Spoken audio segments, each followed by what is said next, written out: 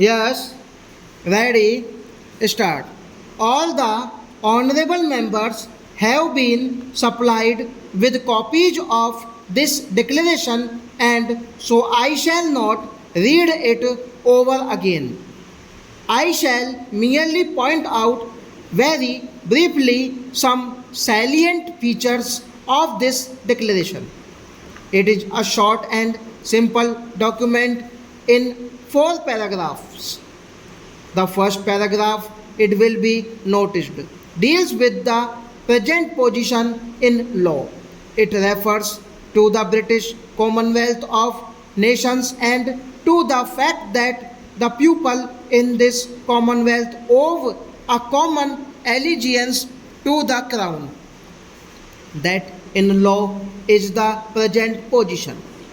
The next paragraph of this declaration states that the government of India have informed the governments of the other Commonwealth countries that India is soon going to be a sovereign independent republic, further that they desire to continue her full membership of the Commonwealth of Nations, accepting the king as a symbol of the free association.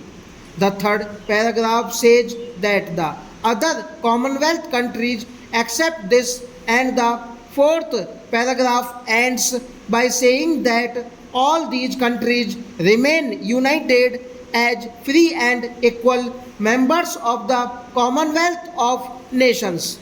You will notice that while in the first paragraph this is referred to as the British Commonwealth of Nations, in the subsequent paragraph it is referred to only as the Commonwealth of Nations. Further, you will notice that while in the first paragraph there is the question of allegiance to the crown which exists at present. This question does not arise later because India, by becoming a republic, goes outside the crown area completely. There is a reference in connection with the Commonwealth to the king as the symbol of that association. Observe that the reference is to the king and not to the crown.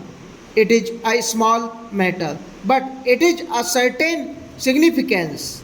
But the point is this, that in so far as the Republic of India is concerned, her constitution and her working are concerned, she has nothing to do with any external authority, and none of her subjects owe any allegiance to the king or any other external authority.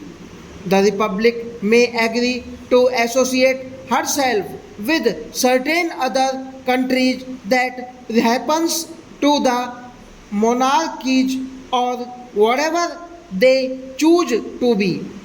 This declaration states that this new Republic of India, completely sovereign and owing no allegiance to the king as the other Commonwealth countries do owe, will be a full member of the Commonwealth. Stop.